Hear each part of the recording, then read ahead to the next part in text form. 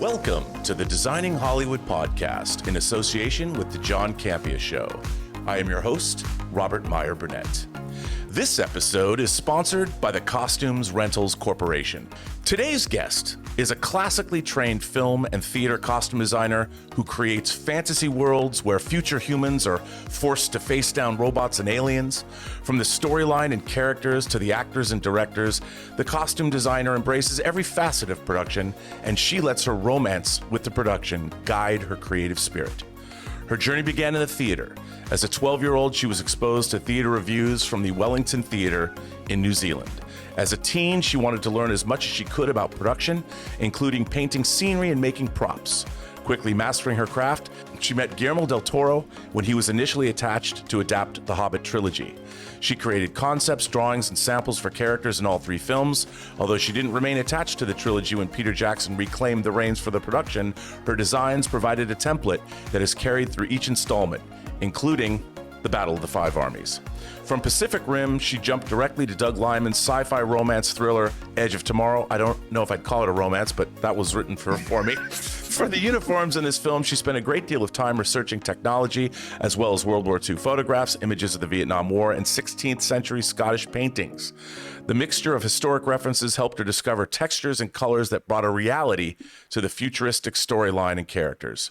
Tom Cruise became an active participant in the creation of the uniform, including the boot designs. She worked with NFL safety padding as well as ski and snow boot designs to create something both futuristic in appearance and fully functional as to not inhibit the actors' performances. And as a side note, Edge of Tomorrow is the most underappreciated sci-fi movie ever made, and it needs a bigger audience.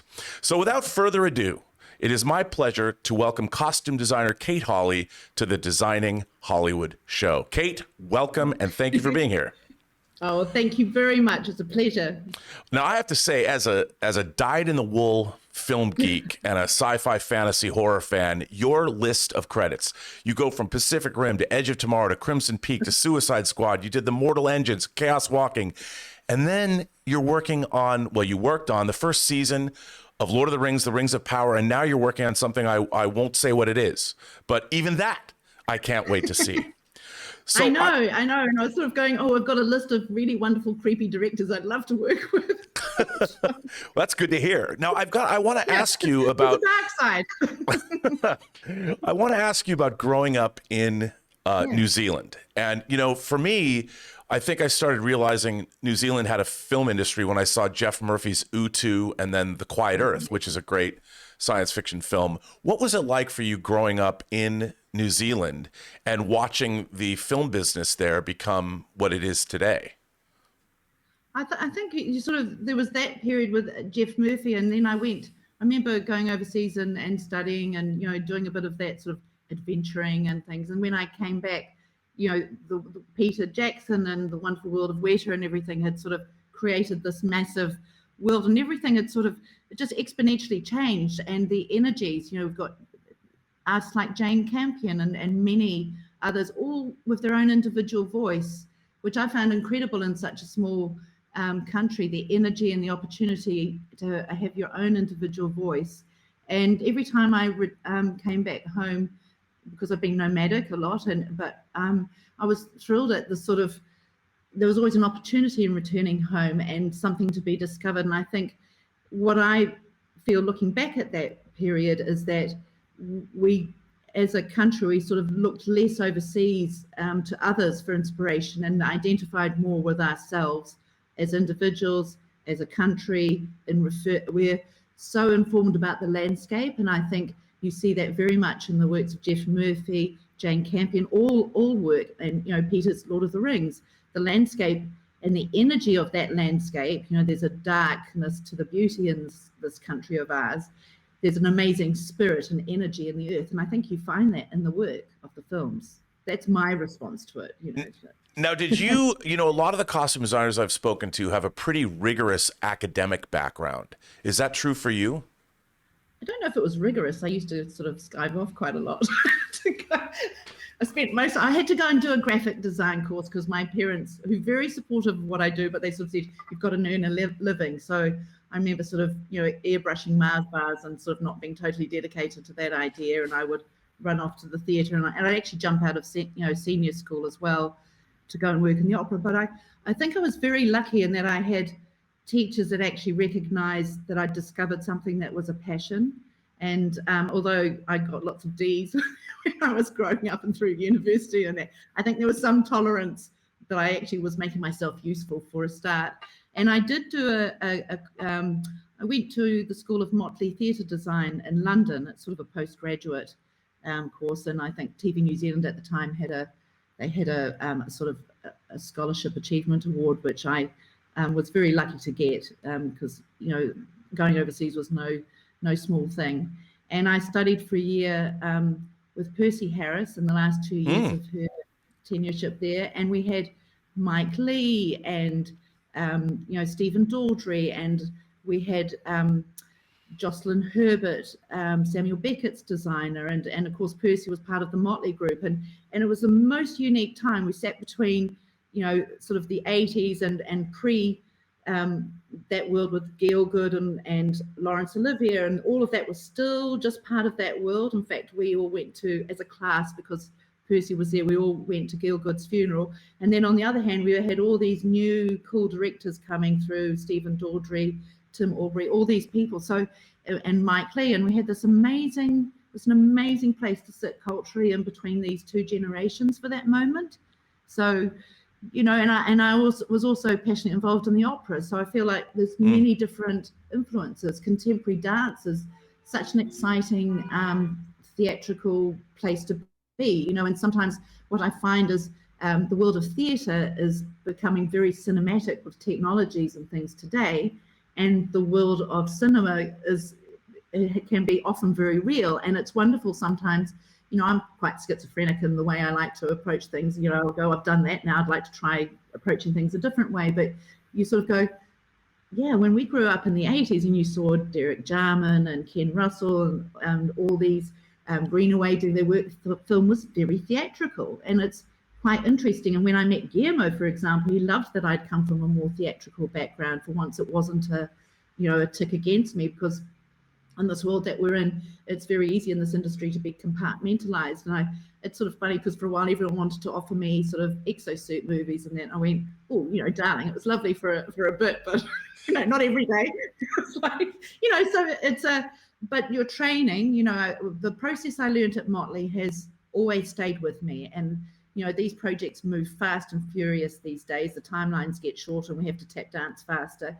But the process I was taught for supporting actors in the theatre, a script, supporting the character in a script, those things I keep coming back to in the process. I mean, sometimes if I'm doing a bigger production, there's you get a whole lot of producers coming in and you're showing them mood boards, and they go, kind of like, what the fuck's a mood board? And you're going, you get a picture as well. But it's not just about getting to the end result. It's trying to build up all the stakes, the sort of arcs that you want to create, so you have something to hang on to when it becomes total chaos, really. Well, were you a fan? I mean, I look at your filmography. Were you a fan of sci-fi, fantasy, and horror growing up? Oh yeah, absolutely. I was brought up on the Brothers Grimm and the Norse myths, but the really gritty ones. We had the heels chopped off and tongues cut out. I'm that girl, and then I won't get into but the original Norse myths are so brutal and visceral and fantastic, and so I grew up in that world. And Terry Gilliam, Brazil, all those sorts of movies, Blade Runner, and David Lynch's Dune was for me one of those moments where I went, oh, I'd love to be a costume designer. Bob Ringwood was an amazing artist. Oh, I lived near him in Suffolk for a while, so he sort of became my little mentor for a while, and he's such a talented man. And Jim Aitchison, I got to meet in New Zealand, another fantastic, amazing costume designer who did The Last Emperor and Dangerous Liaisons. And those people, that generation, had this amazing process and beautiful approach to work in the storytelling. And I remember getting ticked off by a couple of them a few times about, now this is about supporting this and it's not about that, and learning the value of that and trying to shed your own beliefs in that, all your personal stuff. When you walk into a project, it's not unlike an actor. You have to embrace what's right for the character. And I suppose an example of that is Harley Quinn and Suicide Squad, that I read all the comics, all 52 editions of it, and we wrote all the quotes on the wall of how she expresses herself as a character and how she reflects her relationship with the Joker. And a lot of people felt uncomfortable with the way we interpreted that character, but she has so many iterations. She's, a Harlequin, and her constant changing of Motley is almost like a kind of warfare in itself. And it was she owned it, and that's the difference. And so our job's to not put our own personal values on these things. It's to go, support the character and the actor doing the job. Well, when you did Suicide Squad, since you brought it up, you got to you got to design not one or two characters, but a whole pantheon of anti-heroes. I love the little ones best, darling. I love those, with the Joker's gang, and was it a panda in the end? We had a little panda softy suit, and I love all those little characters you can have a lot of fun with. Well, I thought the Joker's costumes in that film were incredible. We went through quite a lot. Almost as many as Harley to get there, but that's part of the process. It's again part of that supporting. We have our idea of what the character would look like. The director, most importantly, has his. Sometimes the studio has theirs. There's the impact of what's been seen before, and of course there's always this thing of let's do something different, but then there's also, but in the end there's still the core values that come through that don't change. There's still the same themes, the same you can't go and invent anything new. All of those things are still there, but it's the interpretation. Just as an actor will interpret that role, that subtle shift can be something that is either illustrated or not, and that's our job, is to help support that. And sometimes it's often actor going, no less, I can do this, I don't need that, and trying to support that and give up lollies as we call them, to do that. And there's many aspects that you're sort of a psychologist, you read, you have to approach the script in the same way they do. You're an observer of the minutiae of life, and then there's the bigger shapes of things, the bigger arcs of the story that you're telling, and the collaboration is huge. So the way the DOP wants to approach this, the way the production designer is approaching this, every element, props, makeup, and it's one of my lovely experiences of that, working to a really high position, Edge of Tomorrow on one side, but also Crimson Peak, where there was such, Guillermo created the palette and things, and there was such an amazing communication, because it's so hard these days to, keep that up as well as doing the job. Everyone wants to run off and do their job, but it was so considerate, and so it was almost like everyone's going, no, you go first. No, you go first. Crimson Peak is a just unbelievably gorgeous looking film. It was a passion project, that one. The chance, I remember watching Pan's Labyrinth and turning to a friend of mine when I was watching this in a little hotel room in Auckland, and I'd just been doing an opera, and I said, gosh, I'd love to work with that director one day. And when that happened and I got to work on Crimson Peak, it was sort of this outpouring, we get to play in loveliness and the dream working with it. It's never, when Guillermo says I'm doing a Victorian Gothic thing, and he goes, it's just Victorian in this period, go and look it up. I get, no, we're not. This is Guillermo. Like when Guillermo says we're doing rain, it's not just a little, in Pacific Rim, he decided to do rain big time. And we were sitting there and we had all these nuns of the kaiju. We had this, because he's got beautiful details and all these extra scenes, which you spend hours doing, and they blip across for a few minutes. But he wanted all these nuns with the big flying, headdresses on. And then we discovered he was doing monsoon, so everything would have just gone like that. So we had to create these, cast them out of the strong plastic to do this. But they acted like, because of the way they're designed, the water hit them and they acted like a drain off a house, if you're guttering. So they literally poured water off them. So anyway, it's knowing the director you're working with. Well, you work with Guillermo on his version of The Hobbit that obviously changed, but then you did two films with him. You did Crimson Peak, but before that you did Pacific Rim. And what I find interesting is that you went from Pacific Rim to Edge of Tomorrow, where you had to design two sets of futuristic military. How did you begin? It was aging. It's so interesting to me that when you're designing, because it wasn't just like one military dude. or woman, you had to design an entire military because there's a lot of extras. Nations of the world. How does that start? How did that begin for you? I'll tell you what's interesting. When you're doing these things, if you're doing something like Crimson Peak and you're in the world of costume, nobody wants to know, that all the boys do their own thing. When you're doing robot movie or, an exosuit, everyone wants to get in there. So it's all about collaboration. Every department was involved in creating those things. And Pierre Bohana, who was the master propsman, developing the parts for the suit, he's a gentleman, and he was he's just a genius. And it was sort of like blind baking, and there was over, I think I've got a map of one of those exosuits still. There's over 500 working parts, and I remember doing a fitting. I'm not sure if this is a bit naughty, but I remember doing a fitting where we mocked up one side in sort of rough kind of 3D print, and then we'd done the other side in cardboard just to give Doug and Tom an idea of it. And I remember Doug coming in, he goes, "I really love this side, but I don't love that side." And it was the cardboard side you loved, right? Yeah. It's going to be right on the day. But it's interesting where suddenly, if it's a period show, most people go, "Oh no, you just carry on." Well, we got to know what the action figures they're going to look like that we're going to buy later and put on our shelves. So we have to make, that's why everybody has to weigh in. I realized this because when we were doing Pacific Rim, I think, there were all I think we had the Russians, and we had the Chinese, we had all these different groups, and all of that was, the whole team was having so much fun. It was just about having fun. And then when you saw the scale of it, the operatic scale of it, it's not just watching a big blockbuster on the weekend. It's a beautiful thing. It's theatrical and luscious and wonderful. Oh, incredible. Now you've worked with both Doug Liman, you've worked with him multiple times, and Guillermo del Toro. How do you develop a working relationship with the director? Is it something that you arrive at organically, or what's the secret? Depends.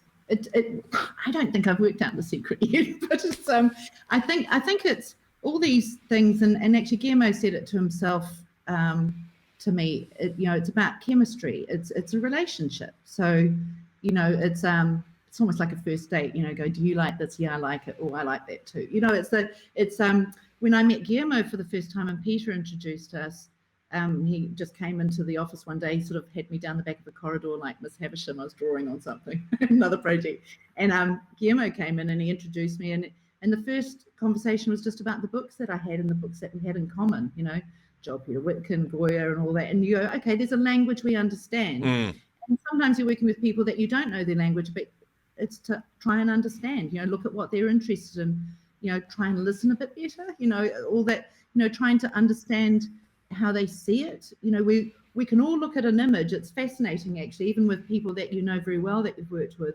We're always looking at images together. And for example, we can all look at a painting. And when I was prepping Crimson Peak, Jessica Chastain and Tom were in town for the TIFF festival, and they came to look at, I had all these mood boards. We just started developing this with Guillermo, and they were looking at images and that, and it was surprising what came out, what drew them to a certain image. There's one image and Jessica went, that's the face of Lucille, or how we interpret a color and things, and its importance. So it's really trying to understand, and often some directors are less interested in the visual, but it's hearing what they're not saying as well. It's like trying to sort of it's another secret language of trying to understand, because sometimes these things are a discovery. There's no reference. A lot of times working with these directors, it's not a specific reference, but you learn that they have a certain language. And then I know Doug likes things feeling more organic and sort of improvised and found and things like that. So it's a different language that we have with him, and there's certain things that he would find what one person likes another won't. So it's learning that, but also trying to offer things beyond that all the time, so that you can keep developing and pushing things along. And that's when it's a lot of fun. And this process is so fast these days, but when you have a moment just to bish bosh shit around and have a create, just talk about stuff. You're actually working. We have this thing, possibly because it's become more of an industry in terms of a business, but it's not about sitting at your desk to prove the work. Sometimes it's going for a walk or to a museum, and I often try and do that with colleagues, and it's very rare that you can do that these days. But just we're here in Budapest at the moment, and went to the War Museum the other day, or just walking around, and you might notice something as tiny as the surface texture of something, or a beautiful monument in that, and those things change the way you look and what you can offer. And I think everyone works. Everyone has a different way of working like that, and it's trying to find new openings. We all get stuck on stuff, and sometimes it's hard to understand what a director might be wanting because they haven't found it themselves. It's something. Right. It's like a noise. We're all chasing it, so it's trying to help. Going, is it this? It's offering stuff and listening to their perspective on something. Well, obviously you did work a little bit on The Hobbit, and then it changed. But now we're in the middle of episode 6, aired today, of Lord of the Rings: The Rings of Power. And what happened? There was a big battle. And Mordor was born. It was a big episode. It was a big episode with how it got there. Humans, orcs, Numenorians. I love the orcs. Yeah. I'm very fond of orcs. So it seems like anybody from New Zealand has to get involved in whatever Lord of the Rings project is being made now. Well, I sucked in some of the old troopers from the first Lord of the Rings. I was gonna say. I mean, so you actually went back to your homeland. You went to New Zealand. Yeah. The first season was in. How did you get involved in Rings of Power? Did Jeff Bezos call you up and just say, "Yo, Amazon's making some Lord of the Rings"? No, I'm actually not quite sure, but I think it was one of those things that I think it was a call that came through my agent. It's a while ago now. Time passes, and and of course we'd all heard that this was happening, and I think it was a phone call, So then it was about many meetings and silence for ages and more meetings, and it went on for a long time. So it was sort of like I probably aged 3,000 years in between all of that. But, an entire age of Middle Earth. Yeah, and none of us really knew any more than anyone else about what it was going to be about and that. But I think we're all suckers for the Silmarillion. We've all read that a million times with the energy of those. It's like the Greek gods, the tragedy of that world, and we're very passionate about it. So of course we're suckers to go and do it again. And my colleagues are like that too. They can't. They're artists. The armourers. Matt Appleton and Emily Starrick, and we had Daniel Falconer on our team, and we had people are passionate about the material. Now, well, I mean, I recognize these names, and of course, yeah, we interviewed Nyla back when we were doing the special features for Lord of the Rings. Amazing. Yeah. But now I have to ask you. Work. Obviously, you're dealing with the second age of Middle Earth. And obviously, you've already brought up the Silmarillion, so you're steeped in the lore and the history. Did you feel, obviously, the Hobbit movies and the Lord of the Rings movies would loom large. Did you feel pressure to do something original? Or was it always sort of, because you're kind of leading up to the beginning of Lord of the Rings, which shows the end of the Second Age. It opens with... Still got 1,000 years to go. Yeah. Still got some way to go. Well, it's all the perception of time, and everyone, there's the real time that Tolkien depicts. It's very clear about it. I think Elrond's 6,000 years old in the trilogy. Where we're meeting these people and elves, orcs, and dwarves in this place. And many people would argue things wouldn't change at all, but there's definitely a season in this world, and in the Third Age. It is a time of fading and passing. And look, Lord of the Rings is one of the most beautiful things in the way they depicted the atmosphere of the books. The poetic, tone of the things. Alan Lee's drawings becoming real with the mist and not seeing round the corner, and the atmosphere and poetry of it is so sublime. And that fading of the world, and where the trees take the light. And in this part of the world, the trees are, we're at this stage where the trees give the light. It's a very different a part of the world, and it's wild. And we're in when I was reading, the Silmarillion and all of this work, you're suddenly aware of there are more dragons around at this time. There's all these, or worms. There's all of this stuff. We had to refer to the first age and the third age. You can't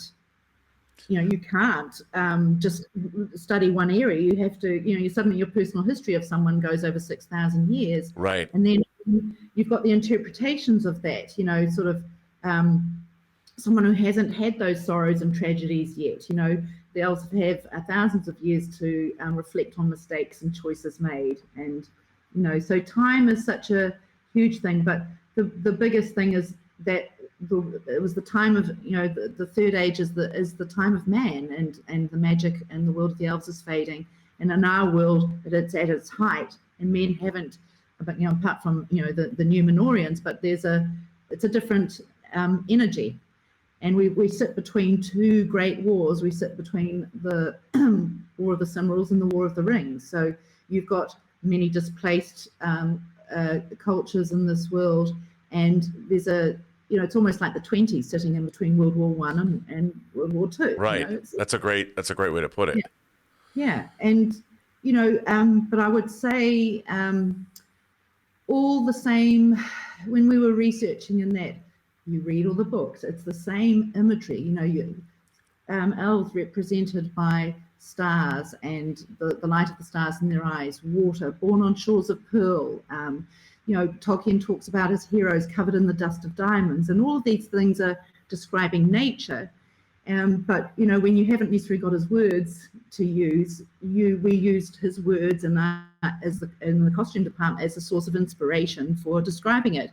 And I think we all go through the same. There's the world of Tolkien himself.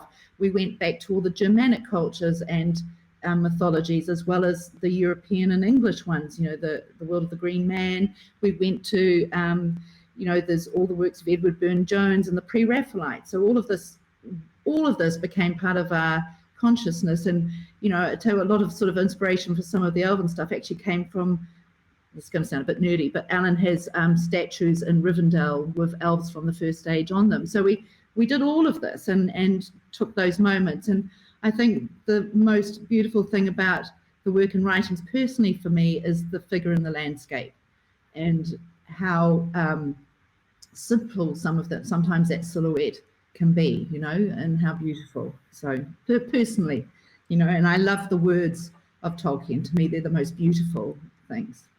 Well, it's good to hear that Tolkien was that's where you went to for all the inspiration. It's good.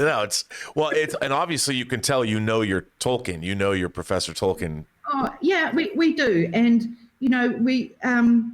there were some things that we knew in the development of this, and other things that we didn't, because it was a very secretive project, so we didn't always know what that character would end up being. But you have to, we're always asking ourselves, well, if this is this, then this must be this, and also and trying to you have to understand the relationship between the histories of those things, with for example, all the helms we made for the orcs are horse heads and things like that, because they rid Middle Earth of horses. So when Galadriel sees a horse, it's a big moment. And all these, understanding where you're going to go 1,000 years from now, or 3,000 years, who's got what at a time, what is the meaning of this object or personalized thing. And I think what is exceptionally beautiful that you see very strongly in the ruins and artifacts of the Third Age is that we've got the artifacts and layers of other battles. And, there were artifacts that we created in the costume props. There were scrolls with the head of, Gondolin on it. We were working with Robert Arameo, who plays Elrond, and Elrond is a lover of history, and there's a passion that starts from, years ago in this world. So we added those things. And then when you don't always, it's not like we've got Lord of the Rings, the book, we're dealing with a different, text. And so we're sort of trying to bring all those elements where we can to sort of, put some grounding there for our characters and that. And, one of the things was, instead of swords, when they, are trying, we're in a time of relative peace at this point, they wear scrolls instead of the swords. So it's instead on their hip. So it's trying to find images, and we did this with the dwarves in Khazad-dûm, because there was a lot of you don't see, there was so much stuff that we created. I think there's a lot of secretiveness and magic in there, and there's elements of the helm of Huron, and we dug up lots of stuff. We were very geeky. Well, when you're designing, I mean, one of the things that obviously Galadriel's front and center, and her armor is striking. I mean, this is very different from what we saw Cate Blanchett wearing thousands of years later in Lord of the Rings. Yeah. What was the design process like? Was it always in the inception process? Was she always wearing armor? Was that armor a thing for her? That was very firmly written in the script. It was what was there. So we were working with the script at that point, and that was all discussed.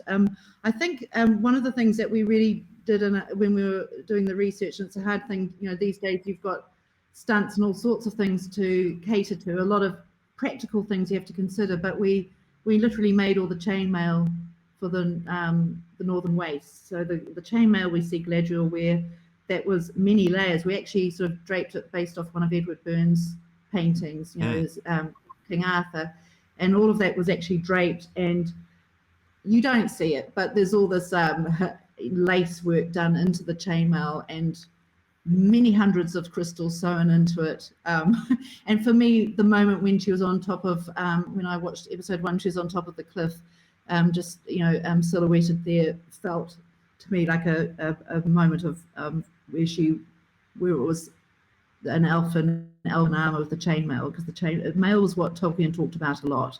And then there's there's other practical considerations and schedule and time. So I think we spent 6 months doing that. We had to get a lot faster with everything else.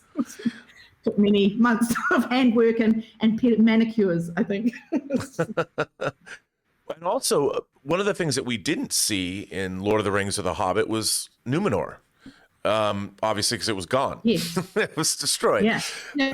How did you approach the Numenorian civilization? I guess call it the height of men, or whatever, before the fall. Yeah. Did you have a specific inspirations for what you wanted to do with the Numenorians?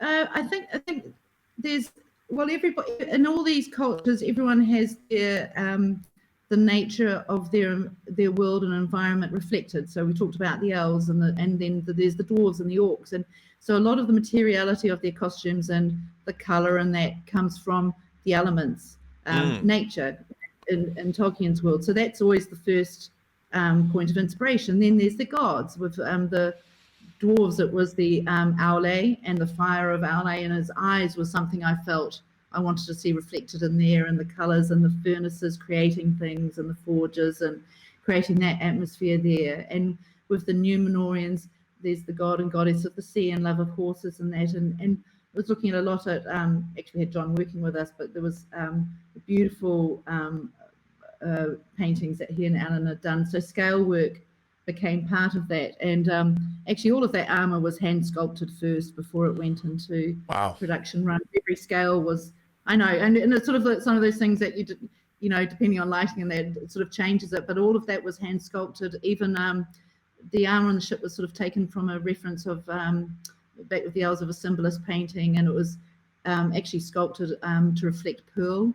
But the Numenorian stuff was all sort of bone and ivory, that world, and it was all done by hand. And we had all the gods of the sea. And when Galadriel is on the raft and we first greeted by the Numenorians, we actually wound Neptune's necklace to reflect the goddess of the sea and that in it. So there was lots of thought that went into it, and color is one that the showrunners Patrick and JD wanted a warm, more Mediterranean feel. Sometimes an island can be a cold place or a warm place. So the climate, dictated a certain amount of that. And with with Muriel and that, there's lots of references to that, and the then there's the layers of the elven world hidden in between. So there was the guild work, all of these things affected it. It was a big project, but the armor was the biggest one, and we did the barding and everything as well. As the costume department, which was we had a big team. Oh, I can only imagine. Can we make each scale by hand? And they're all looking at me and no. How many copies or doubles, or how many of each costume did you have to make? Yeah, well, I think with Galadriel's simple white shift with pearls and things that she wears in the water and the raft when she's crossing the ocean, there was 100 of those. And we did many different lengths. We did there were lengths where we had extended ones by meters. So we did water tests in the house I was staying in that had a pool, and we got some of my crew dressed in the many shifts, because we were trying to create a lalique. There was one gown that we had so long it did this beautiful lalique movement. We were, but it was an indulgence. It didn't make it, but we're trying.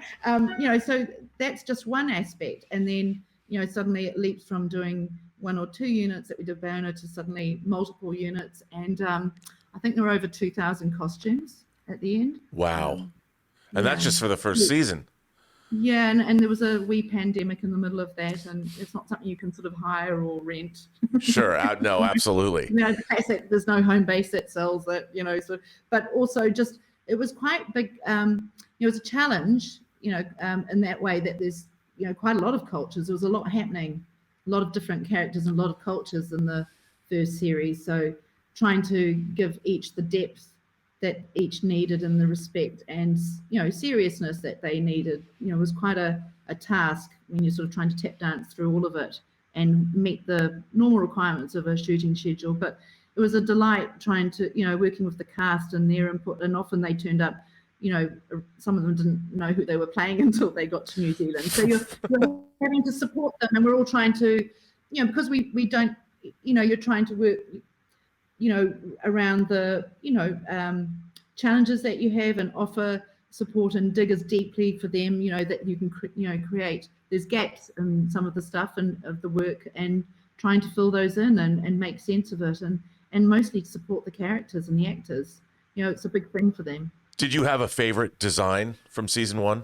A favorite costume? Oh, I think you learn to love and hate everyone as you go through the process, and then you love them again at the end. It's like children. I think the orcs and the dwarves were my favorite. It was, I wouldn't have never enjoyed doing an orc before, but we learnt to love them, actually, and sort of we had lots of ideas that we actually got so excited, but we didn't get to do all of those things. So some of those things might wait, but and the dwarves are such great character roles, and their culture is so rich and wonderful. So I love that, and it was great to sort of get the chance to sort of meet the orcs as another kind of homeless, culture looking for somewhere. And we did a lot of work. Bayona in the first 2 episodes was, talking about the battlegrounds that the Harfoots might have camped on, with this nomadic life, or so all these cultures sort of caught bits of each other. Like the Harfoots had jewelry made up of old arrowheads and things like that, and we found little things that you might not have focused on. I mean, we spent 8 weeks building giant blackberries and stuff like that for the Sure. sort of world. But it's just trying to add sort of things that work for the way the culture works, and every culture has a different, as we know now, that sort of understanding and respecting that, and sort of finding different languages. There was a color palette for each culture that we built and developed. Sets of rules that were there with Tolkien's stuff, and then his work, and just what we needed to sort of shape the show. So there's a lot. I've got a question for you. Do orcs have a fashion sense? And I mean this sincerely. Like do orcs know how to wear armor properly, or do they even have a sense of how they dress or not? Well, these poor darlings, they've been underground for a long time. They were driven underground. So, and we, as a department, we were sort of looking at that, and there's all those beautiful tales of the worms, underground, what we call dragons without the wings at that point, and the idea of shedding skin, and we were going, well, what would they be wearing in their coloured milkiness, and sort of using, they were sort of not scavengers such, but they've always been a bit like that, whether it's, in Lord of the Rings and the trilogy, it was, lots of body parts and things taken from there. So the language keeps going, and I sort of saw them, this lot is almost sort of fallen angels at one point. Mm. You know, we're sort of closer to the creation of them. So that was part, you know, that and the paddedness of being underground and using the worm skin sort of created, you know, there were some images there. We, as we came into the nightmare and the sort of looking at through Arendir's eyes, and that we were sort of, you know, creating these sun hoods and helms to sort of protect them from that. But it kind of created a sort of Boschian nightmare at points. And, you know, we even had wings ripped off a baby giant eagle because we couldn't make them big enough to create it. But, you know, we had helms from first stage battles and things like that were, you know, taken. So it's sort of, you know, we made up lots of little stories within our department, you know, because of course I had people like Matt and Daniel, so we'd all be sitting there, you know, creating stuff. And you know, I had, you know, a wonderful woman called Alex working with me, and we all became huge researchers, you know, huge researchers, and we had giant boards everywhere and, you know, texts and things like that. So we had rooms with, you know, tables set up with here's the materiality, and we had always had Tolkien's words above us as a reminder and an inspiration constantly. And everyone in my department read the script, and we had an amazing crew. I think that's one of the things that made the project exceptional for me, was the crew that I worked with and the skill and talent. And, you know, they gave up a significant amount of time, we all did, and their craftsmanship and the energy and just the wonderful camaraderie, and that was a really amazing thing. And I'll be forever grateful to have the opportunity to work with that team. It was very interesting to watch this episode 6 because you had this clash of cultures. The orcs fighting against the Númenóreans, fighting against the refugees from the countryside. It was pretty spectacular to watch. So it was great to see. Oh, you're gonna love it. It was by far the best episode. It was really terrific.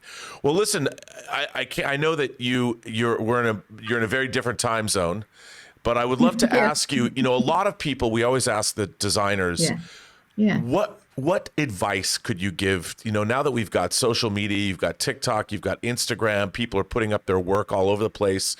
What advice could you offer to people that might want to get into this profession? You mean like don't post lots of shit? No, I mean, but you know, it's in terms of more than ever, you can get your work out there and be seen. I think it's such every project's so different, and I suppose what's always kept me going is the belief that I treat each project, no matter what it is or what the outcome is or any of those things, I go into it with full commitment and love, you know, and then you've got to hold on to that, you know. Remember, you fell in love with this project when it gets hard, you know. And I think advice for people wanting to get into it, you start creating it, you know, I just got stuck in, you know, but I did have the opportunity of someone once saying to me, you know, you can do this as a real job. And it never occurred to me, because back then people didn't do that as a real job. You know, you did other things, you know, office jobs.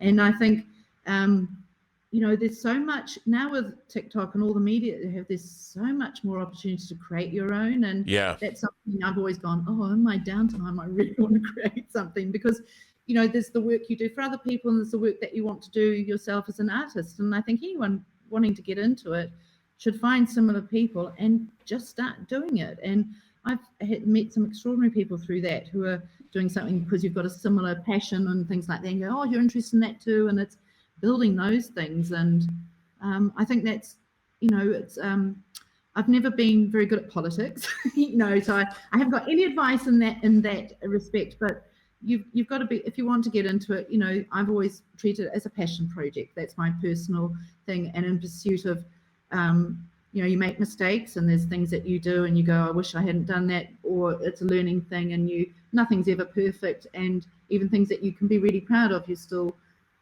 in the pursuit of something more. It's a process that will never end. You know, you're never going to have a happy ending. So it's sort of an ongoing experience. But that's the exciting thing as well. You know, you go, you know, here's the next one. What can we discover from this? And I think you do meet amazing people. And I think it's there's no rules anymore in that way. You know, people, even colleagues of mine that have come into the industry as costume designers, a lot of us approached it in different ways or fell into it in different ways. You know, it's not always about going to a school to learn a specific thing in this industry. And it certainly wasn't for my generation. We didn't have schools, but you can learn something in a structure and then take it out there and then learn that everybody works differently. You know, there's a whole lot of other things to learn about working with people, you know, and so that's a whole part of the job as well, not just what you create. It's about how you work with people in those relationships and that. But it's exciting. It's never boring. Right. It's never boring. Are you on social media? Ooh, yeah, I have an Instagram, but I kind of have moments of going, I have an Instagram and all of that, but I sort of have moments where I don't post anything for a while. I don't have a very, I haven't found the voice for that yet. So it's sort of, I always go, I don't really feel like posting stuff about myself, but I love being on there to meet other people. And I love, we discover connections, we meet jewelers, we meet all sorts of people just curious about what we do, and we're curious about what they, I love that kind of interaction. Sure. And you can spend too much time doing that. There's many times I have to remember to go and read a book, instead of being, glued to my phone. It's become a sort of, so, I'll learn to grow up one day. My daughter sometimes goes, Mum, that's not how you tag someone. She's very unforgiving, but she's been amazing as well. Now, can you talk about your upcoming project or say what it is? I'm not sure. Am I? I don't know. Yeah.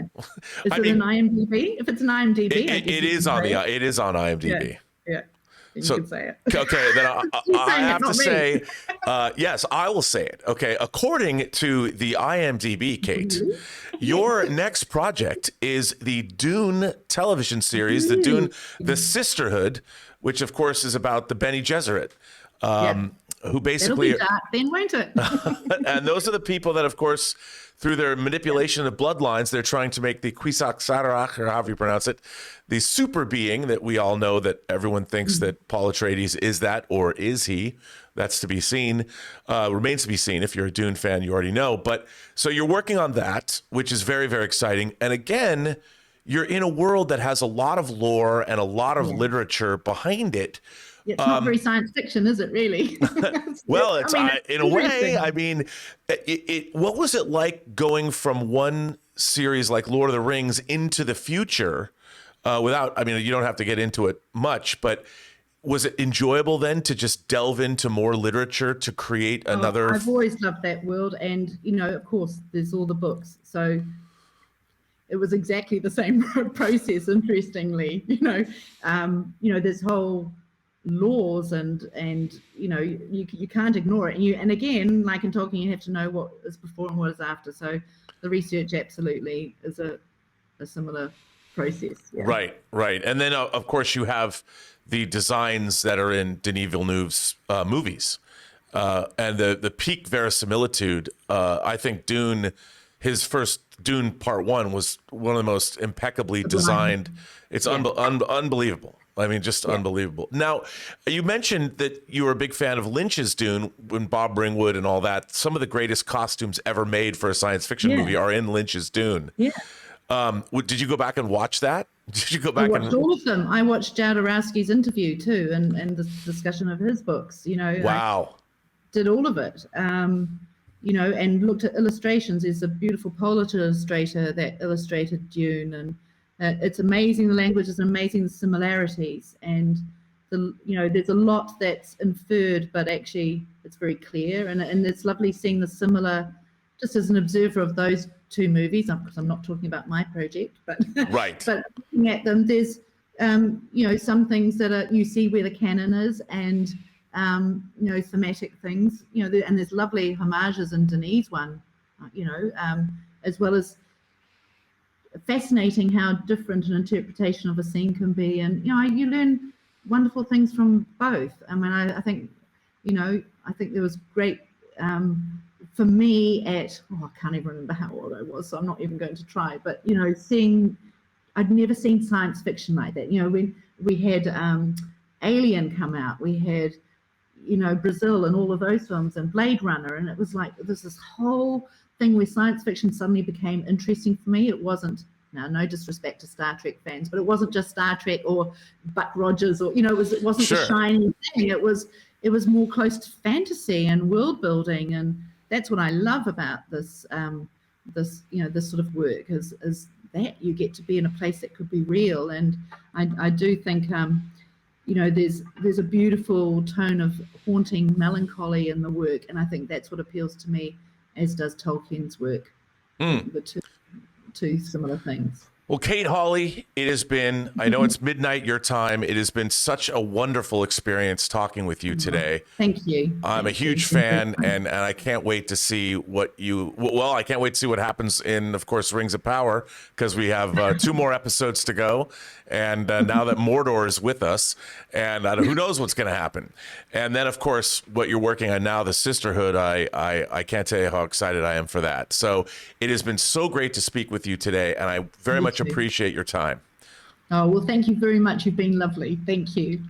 And thanks very much to our sponsor for this episode of the Designing Hollywood show, the Costume Rentals Corporation. The variety of costumes at Costumes Rentals Corporation is expansive. CRC is recognized worldwide as the premier supplier of military and police costumes and uniform rentals.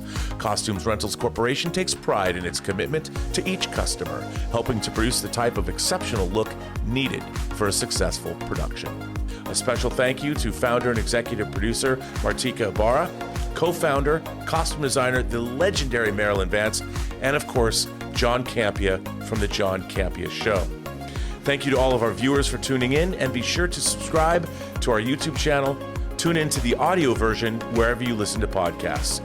I am, of course, your host, Robert Meyer Burnett, and you can find me on Instagram at rmburnett, or find me on Twitter at BurnettRM, or on YouTube at PostGeek Singularity. Thanks very much. Like, subscribe, and give us your comments. What would you like to see on the channel?